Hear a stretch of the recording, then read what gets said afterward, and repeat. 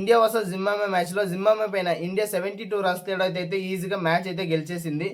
So ఇంకా సెమీఫైనల్కి వెళ్ళడానికి route కూడా మనకైతే క్లియర్ అయిపోయిందనమాట. ఎలాగంటే సౌత్ ఆఫ్రికా ఆల్రెడీ వెస్టిండీస్ పైన అయితే గెలిచింది కాబట్టి మనకైతే రూట్ అయితే సెమీఫైనల్ క్లియర్ అయిపోయిందని చెప్పుకోవచ్చు. ఎందుకంటే నెక్స్ట్ మ్యాచ్ వెస్టిండీస్ కూడా అయితే ఉంది కదా, సో ఆ మ్యాచ్ గెలిస్తే మనమైతే ఈజీగా సెమీఫైనల్కి అయితే వెళ్ళిపోతాము. సో ఇంకా నెక్స్ట్ మ్యాచ్కి అంటే వెస్టిండీస్ కూడా వెళ్ళబోయే మ్యాచ్కి మనమైతే ఇంకా ఎలాంటి ప్రిపరేషన్తో వెళ్ళాలి, సో ఈ మ్యాచ్లో ఎవరు బాగా పర్ఫామ్ చేశారు అనేది మొత్తం ఈ వీడియో అయితే మాట్లాడుకోబోతున్నాం గైస్.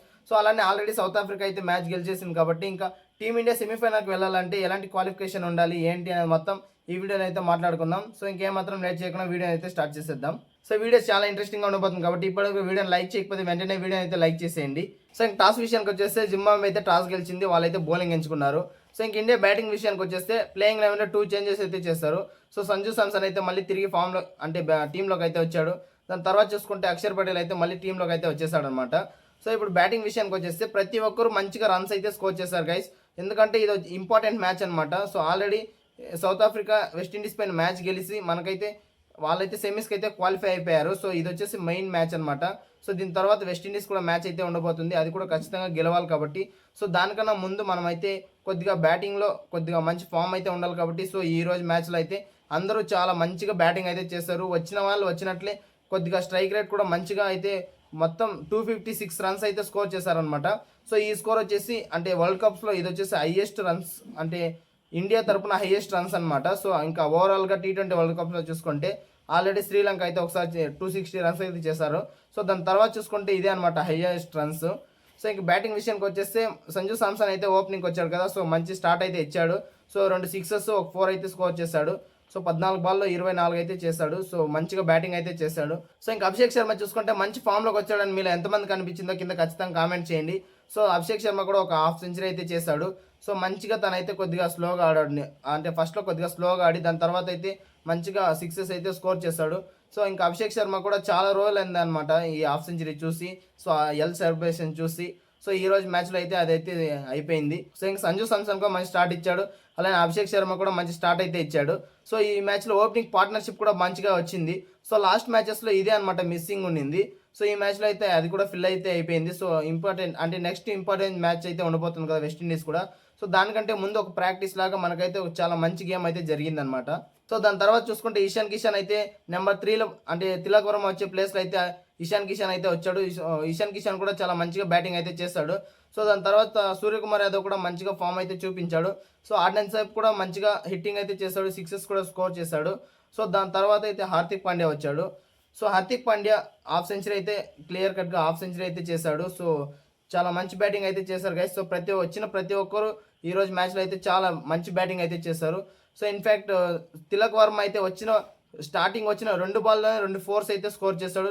ఓవరాల్గా మొత్తం 44 రన్స్ అయితే తిలక్ వర్మ అయితే స్కోర్ చేశాడు. సో అది కూడా 16 బాల్స్లోనే స్కోర్ చేశాడు అనమాట. సో స్ట్రైక్ రేట్ కూడా మంచిగా ఉంది.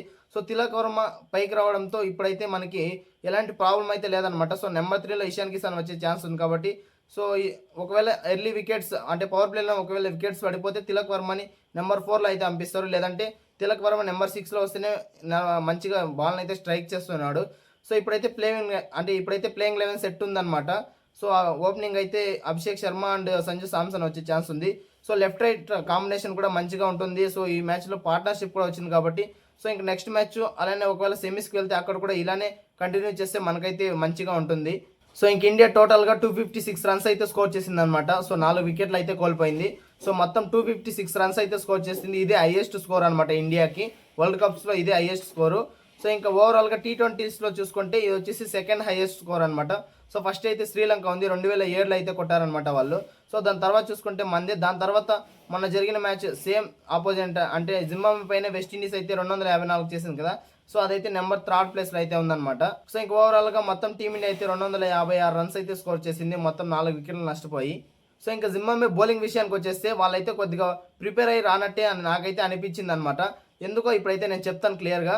సో సంజు సామ్సన్ అవుట్ అయిన తర్వాత అంటే 4వ ఓవర్ లోపలే అవుట్ అయిపోయాడు అనమాట సంజు సామ్సన్. దాని తర్వాత ఇద్దరు కూడా లెఫ్ట్ హ్యాండర్సే. సో అభిషేక్ శర్మ ఉన్నాడు, ఇషాన్ కిషన్ అయితే ఉన్నాడు. So already Abhishek Sharma and Ishan Kishan ఈ వరల్డ్ కప్లో ఆఫ్ స్పిన్నర్కి అయితే అవుట్ అయ్యారు కదా. సో 4వ ఓవర్లోనే వీళ్ళిద్దరు లెఫ్ట్ హ్యాండర్స్ ఉన్నప్పుడు సికిందర్ రజా కెప్టెన్ అతనే. సో వీళ్ళిద్దరూ ఉన్నప్పుడు ఆఫ్ స్పిన్ అయితే వేయలేదనమాట, బౌలర్స్ దగ్గర వేపించాడు. సో ఆల్రెడీ బౌలర్స్కి రన్స్ కొడుతున్నా కూడా ఆఫ్ స్పిన్నర్ అయితే రాలేదు. సో అందుకే వాళ్ళైతే కొద్దిగా చూడలేదేమో, అంటే ప్రిపేర్ అయ్యి రాలేదేమో అని నేను అంతే అనుకుంటున్నా. సో ఇంక బౌలింగ్ విషయానికి వస్తే అందరూ కూడా కొద్దిగా రన్స్ అయితే ఎక్కువ ఇచ్చేశారు. సో ఎవరు కూడా అంత మంచిగా బౌలింగ్ అయితే చేయలేదు. సో బౌలింగ్ కరెక్ట్గా చేసింటే 256 ఎందుకు పోయింది చెప్పండి. సో 256 రన్స్ అయితే కొట్టారు కదా. సో అంత మంచి బౌలింగ్ అయితే వాళ్ళైతే చేయలేదని నేనైతే అనుకుంటున్నా. సో ఇంక జింబాబ్వే బ్యాటింగ్ విషయానికి వచ్చేస్తే సో ఓపెనర్ అయిన బెన్నెట్ అయితే చాలా మంచి బ్యాటింగ్ అయితే చేశాడు గైస్. సో ఓవరాల్గా జింబాబ్వేకి హైయెస్ట్ స్కోర్, అంటే ఇండివిజువల్ హైయెస్ట్ స్కోర్ అయితే ఈ మ్యాచ్లోనే వచ్చిందనమాట. సో బుమ్రాకి అయితే ఒక 6 అయితే కొట్టాడు లాంగ్ ఆన్ మీదుగా. సో చాలా మంచి బ్యాటింగ్ అయితే చేశాడు బెన్నెట్. సో దాని తర్వాత అక్షర్ పటేల్కి ఒక ఓవర్లో 20 రన్స్ అయితే స్కోర్ చేశాడు. సో ఓవరాల్గా బెన్నెట్ అయితే ఈ మ్యాచ్లో 96 రన్స్ అయితే స్కోర్ చేశాడు. సో ఇదే అతని ఇండివిజువల్ హైయెస్ట్ స్కోర్ అనమాట. సో మొత్తం జింబాబ్వే టీం మొత్తానికి ఇదే ఇండివిజువల్ హైయెస్ట్ స్కోర్ అనమాట. సో బెన్నెట్ అయితే ఇన్ని మ్యాచెస్ ఆడాడు కదా. సో ఒక్క మ్యాచ్లో కూడా 6 స్కోర్ చేయలేదన్నమాట. సో ఈ మ్యాచ్లోనే బెన్నెట్ అయితే ఆ 6 కూడా స్కోర్ చేశాడు. సో ఇంకా జింబాబ్వే టీంలో మిగిలిన వాళ్ళు ఎవరు కూడా అంత స్కోర్ అయితే చేయలేదు. సో బెన్నెట్ ఒకటే చాలా కష్టపడ్డాడు. సో అదైతే వృధా అయిపోయింది. సో మ్యాచ్ అయితే గెలిపించలేకపోయాడు. ఇంకెవరైనా సపోర్ట్ చేస్తుంటే కొద్దిగా దగ్గర కన్నా వెళ్ళేవాళ్ళు. సో 72 రన్స్తో ఓడిపోయారు. సో వాళ్ళైతే కొద్దిగా బాగా ఆడింటే ఇంకా క్లోజ్గా అయితే వెళ్ళే ఛాన్స్ అయితే ఉండేది. సికిందర్ రజా కొద్దిగా బాగా ఆడాడు. సో వాళ్ళిద్దరు పార్ట్నర్షిప్పే కొద్దిగా బాగా అయితే వెళ్ళింది. సో ఇంక ఇండియా బౌలింగ్ విషయానికి వచ్చేస్తే కొద్దిగా కన్సర్న్ అని చెప్పుకోవాలి. ఎందుకంటే సరిగ్గా బౌలింగ్ ఈ మ్యాచ్లో చేయలేదని నేను అనుకుంటున్నా. ఎందుకంటే నెక్స్ట్ మ్యాచ్ ఒక ఇంపార్టెంట్ మ్యాచ్ అనమాట. అది గెలిస్తేనే సెమీఫైనల్కి అయితే వెళ్తాం.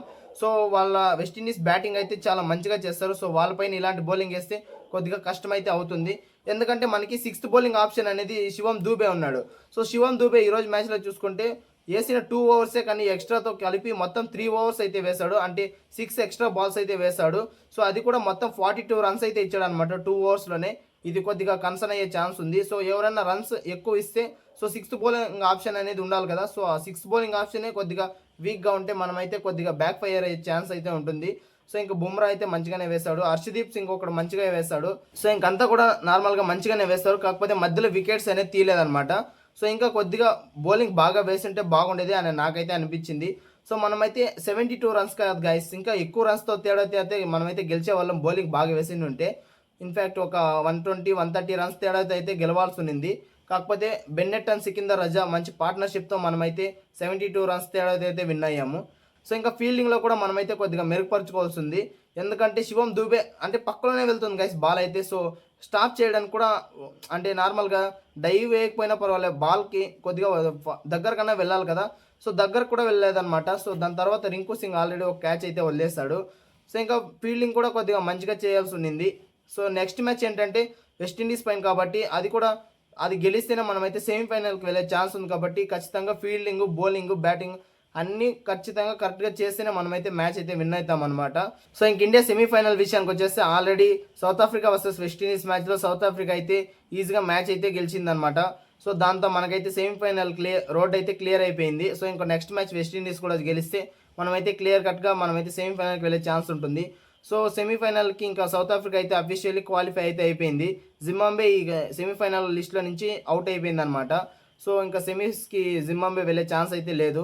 సో ఇంక ఇండియా వర్సెస్ వెస్టిండీస్ మ్యాచ్లో తేలిపోతుంది అనమాట ఎవరు వెళ్తారు ఏంటి అనేది. సో ఇంక ఇది గైస్ ఈరోజు మ్యాచ్. బ్యాటింగ్ అయితే కొద్దిగా మంచిగా చేస్తారు. సో బౌలింగ్ ఇంకా కొద్దిగా బాగా చేస్తుంటే బాగుండు. ప్లేయింగ్ 11లో 2 చేంజెస్ అయితే చేస్తారు. అది కూడా చాలా మంచిగా వర్కౌట్ అయితే అయింది. So Sanju Samson next match కూడా ఆడిస్తారని అనుకుంటున్నా. ఎందుకంటే ఒకసారి ఆడిస్తే ఇంకోసారి ఆడించారు కదా. సో అందుకని నెక్స్ట్ మ్యాచ్లో కూడా సేమ్ ప్లేయింగ్ 11తో వెళ్తే నాకైతే బాగుంటుంది, గెలిచే ఛాన్స్ అయితే ఎక్కువ ఉంటుందని అనుకుంటున్నా. సో మీరేమనుకుంటున్నారు కింద ఖచ్చితంగా కామెంట్ అయితే చేసేయండి. సో ఇది గైస్ ఈరోజు వీడియో. ఇంకో కొత్త వీడియో అయితే రేపు అయితే మళ్ళీ కలుసుకుందాం. అప్పటి వరకు టేక్ కేర్, బాయ్ బాయ్.